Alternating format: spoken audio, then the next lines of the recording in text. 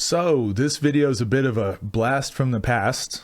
Somebody sent a comment through on my last video and was like, what do you think of this awful coaching guy?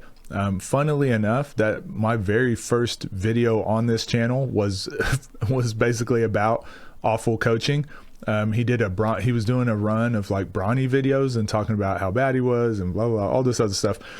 So it really frustrated me. I was really upset by that, not because it was Bronny, but just the stuff he was talking about, the way he was talking about some things and how wrong he was. So I made a video on it and explained my thoughts, and that's kind of how this channel got started, just the way that people talk about basketball in general. So fair warning,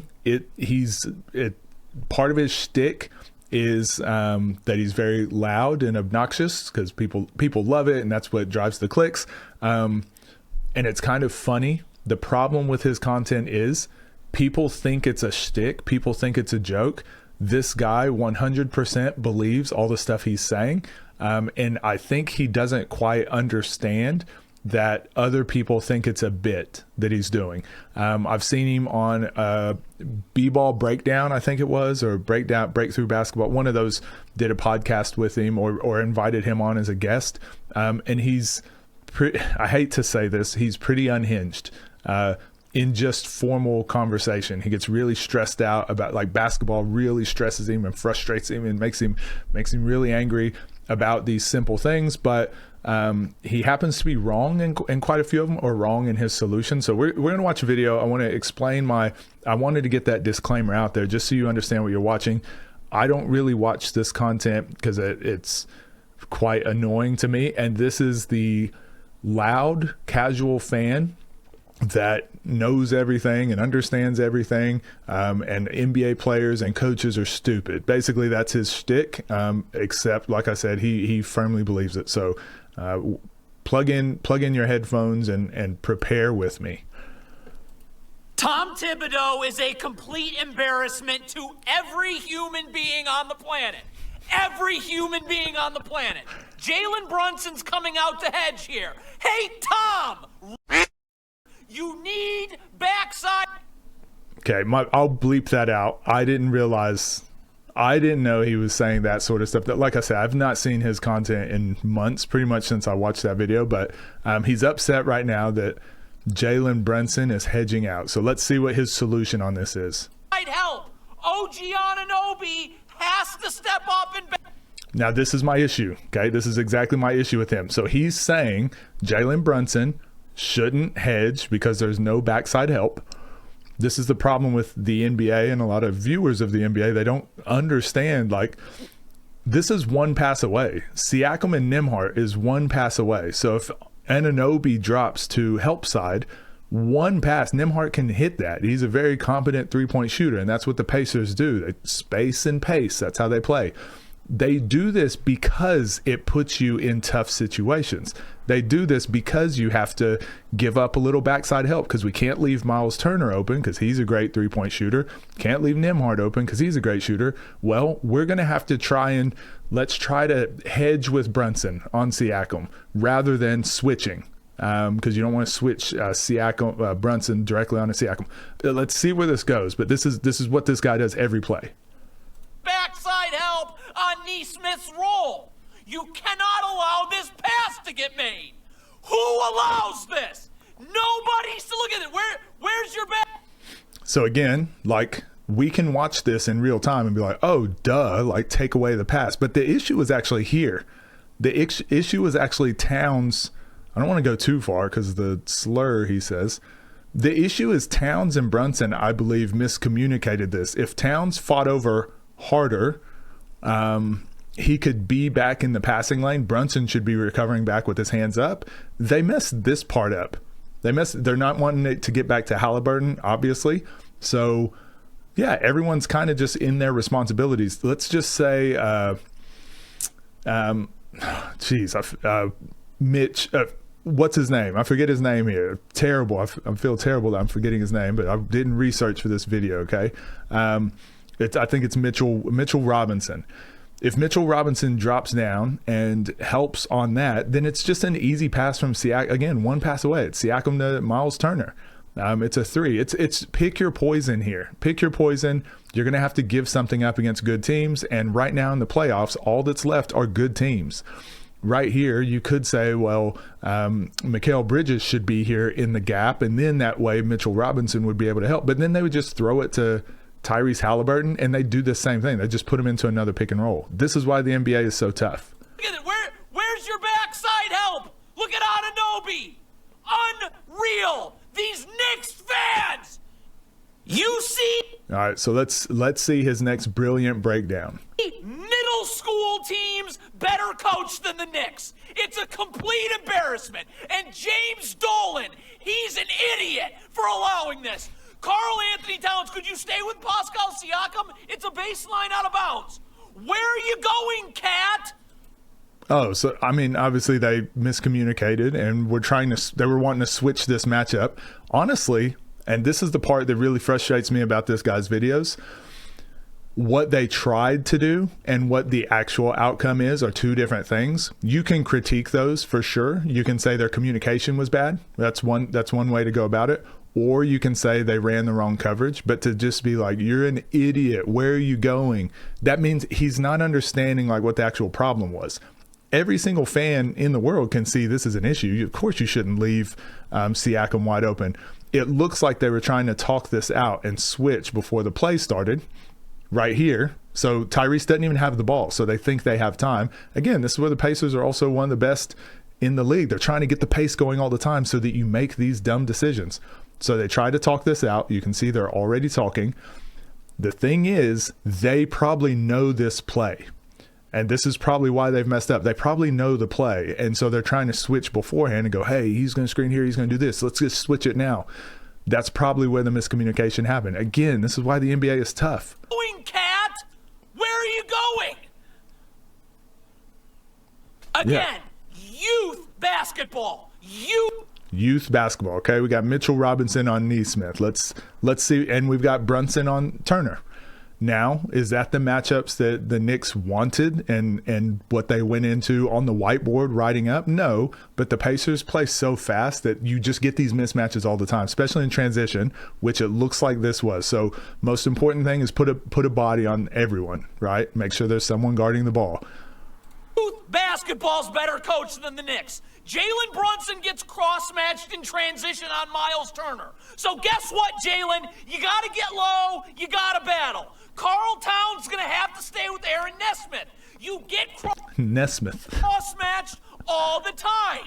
When you get in trouble, I mean, he's pushing him. He literally has two hands pushing him in his chest. And he said that's what you have to do is, but okay, you should have got lower and pushed him more. But okay, then you risk a foul, which is exactly what's been happening to Jalen Brunson every single game. He's been getting into foul trouble because of exactly that stuff that you're saying to do. The brain-dead Knicks try and switch in the middle Well, again, yeah, of course they're trying to switch in the middle. Like, if Karl Anthony Towns stays here on Neesmith, then that's an easy just lob over the top, and he would be yelling out, why didn't they try to switch? Smith's one pass away. You can't switch when he's one pass away. You have to do something. You have to either switch and give up the try to switch and give up the 3, or let's just say Towns was out there right now. Look at this. You're leaving your possibly in foul trouble Jalen Brunson against Miles Turner under the basket. So it's a possible dunk and one, or it's an open 3. Like you're giving up one or the other. The issue isn't that they're brain dead in this play. They made the mistake this play.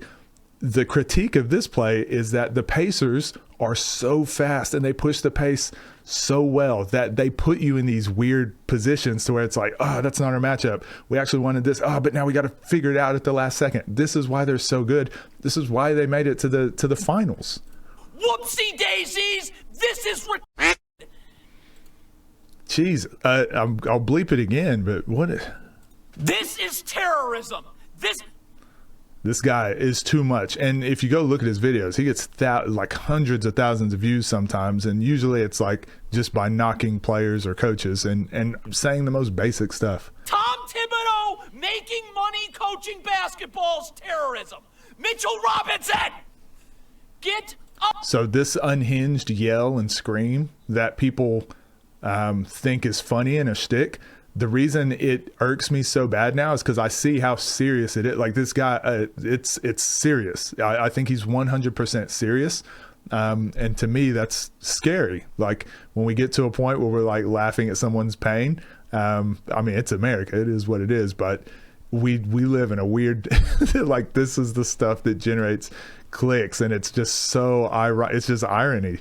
Up the line and be in the gaps. I'm still in help on. So last time, remember, he was like, where's the help side? Well, now Mitchell Robinson's going to the help side or not going to the help side. So his big issue right now is help side. The ball, but I'm staying up the line so I can then recover out to Miles Turner. This is unbelievable. What is Mitchell Robinson doing? Look at.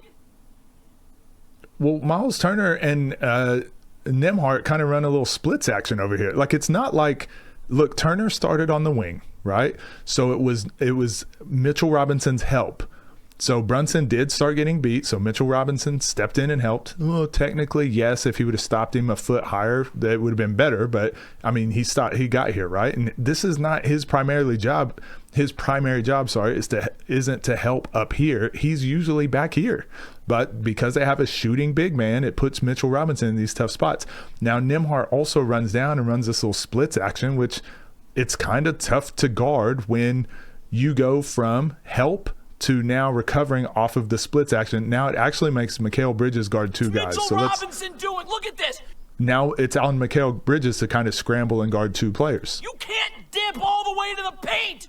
You're not going to. And then they just catch and swing. Like this is the Pacers. This is the Pacers' MO. This is how they play. This is why they're so good. Be able to recover. Man. This is a felony. Tom. All right, see what they do. Let's see what Tom Thibodeau does here. Tom Thibodeau coaching is a felony. Okay, so they run a high pick and roll. So you're switching this screen. Mikal Bridges. I don't think they're switching. It looks like drop coverage. It looks like Bridges is supposed to get over the top. Yes! Get underneath Miles Turner, the screener. Okay, so if he goes underneath the screen, Tyrese Halliburton just had 36 and 13 and whatever he had. He had one of the most historic games of all time in the playoffs. And it's like, oh, just go under. And it's like, what? This dude just fried us for 36 last game. So if you go under that screen, Turner just walks you down, and Halliburton just walks into a three. Underneath the screener. And the teams that have been able to fight over screens consistently are the ones that are having the most defensive success. So the Knicks are adjusting properly. They're trying to do it. Mikal Bridges is just not as good at fighting over screens as a Nesmith, as a Nembhard, as the other guys that have been doing it to the Pacers, to the Knicks. And get low and battle for position. Whoopsie. Yeah, that's. I mean, he got caught on the screen and it was terrible. Idiot. But they're in. Idiot. You switch over the top. So now Miles Turner can just slip this back door.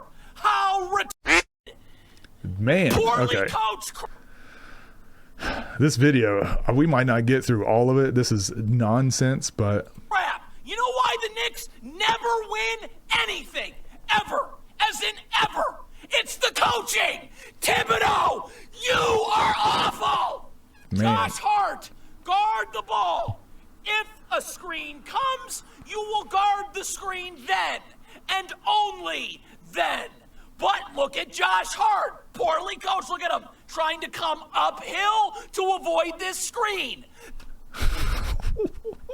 I don't think this guy's ever been around any high-level basketball in his entire life. And what I mean by that is when you're out on the court playing against guys like this, when you're out on the court and you get an opportunity to try one of these solutions yourself, you'll understand like, oh, actually there's a lot more going on than I realized.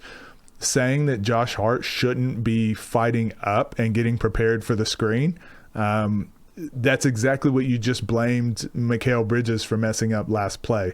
You have to get up and crowd that space early. That's the only way to defeat these screens other than just switching. But the reason the Pacers are so good, look at this angle that Nesmith has.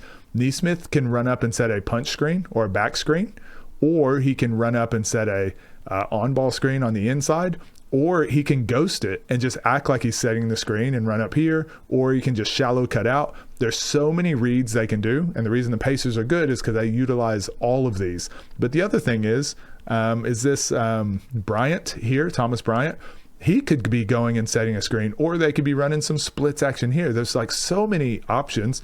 Josh Hart he's just making a educated guess and probably going by the scouting report in the last few games of like, okay, it looks like they're about to go to this action again, so I'm going to get up and not let them get to Halliburton, let him get to his right hand or whatever. We'll see what happens. There is no screen. So you're trying to get up to avoid nothing, and as you're going uphill, Tyrese Halliburton's going downhill and turning the corner. Again, it's exactly what I said. That's why they're so good. Neesmith read it. Halliburton read it. Hart tried to keep him on the sideline. He's trying to fight over a screen. And again, Pacers, like, this isn't just like the Pacers run this one little action and Josh Hart messed it up. The reason the Pacers are good is because they run that action. If he would have guarded it perfectly, they just swing it, and they probably Obi Toppin probably comes, sets a down screen for McConnell, and then McConnell catches. They go into a dribble handoff and swing and three-man action over here. Like, so many things are happening. Like, eventually you're going to guess wrong. Like, that's what basketball is. The offense always has the advantage. You're not going to hold people to 0 points. And this guy yells and screams like you're going to just keep the best players in the world from getting inside the three-point line. You can't. You have to play the percentages. You have to pick and choose. You know, a couple of these games went to like 140 points. These guys are going to score. What your job is just try to make them score a little bit less. You can't just stop them. So to just pretend like every play there was a solution to just not let them score, baffling to me. What a moron! And again, we still got help. Like, Halliburton still gets just 1 foot in the key. Like, they still help. They still created a split, but now you're in your closeouts, which every single NBA team is having to play defensively out of closeouts right now because the offenses are so good. Look at how pathetic. This is going to be the last one we watch because this guy's insufferable to me. Pathetic this defense is. Karl Towns, could you get up and guard the ball, please? You're guarding the ball. Remember, Karl Anthony Towns is not very quick laterally on the best of days, but he's also got that injured left knee. Get up and guard the ball. I've got help in the gaps right here, help in the gaps right here. And again, if anyone helps, it's just one pass shot. There's no place for Siakam to go. So get up and guard. There's no place for him to go. Look at Towns. Well, I mean, he was guarding the drive, and he took one step backwards, and Siakam pulled up and hits a three. You 8 steps from him. This is why the Knicks. I lied. This will be the last one. Knicks won't win this year, next year, the year after. This Tom Thibodeau. Man. Talone Wright, it's your turn. When Miles Turner comes to set the screen, and when Halliburton comes off the screen, you guard the screen. It's absolutely wrong. You have to guard the screen before it happens. You have to force them into certain positions. You have to crowd the ball handler. You can't just wait until you're hit with a screen and then react. Like, that's the worst thing you can do. If this guy coached a team and they listened to him and implemented all the things he was saying, they would get 200 points put on them. Then when you lean towards the screen, he acts like Tyrese. It's much more interesting to think about why this works rather than how the Knicks messed up. Tyrese Halliburton is playing on. As soon as he saw the defender turn his head, he goes back to the right now. Now their defensive coverage that they had for this high pick and roll, now it's all messed up. Again, this is where Halliburton's super underrated, and where, he doesn't have moves, like one-on-one moves, ISO moves, things like that. But this sort of stuff, playing out of pick and rolls, playing out of space, playing with pace, like, he does this as well as really anyone at the moment. Watch, as soon as he sees Wright turn his head is when he goes. Lean towards the screen early, whoops, like you're doing right now. Now Halliburton's going to... Now it's messed up their coverage. Use it and go the other. Yep, and again, Towns goes backwards every time someone makes a move at him because he doesn't want to give up a layup, and it's like, well, I guess it's gonna keep giving up threes. middle school hoops. Now remember, he's saying that they shouldn't give up threes, but he was just telling Mikal Bridges to go under a screen. Like his concepts, the things he said, they just don't line up. So yeah, this channel, it's one of my least favorite channels in all of YouTube.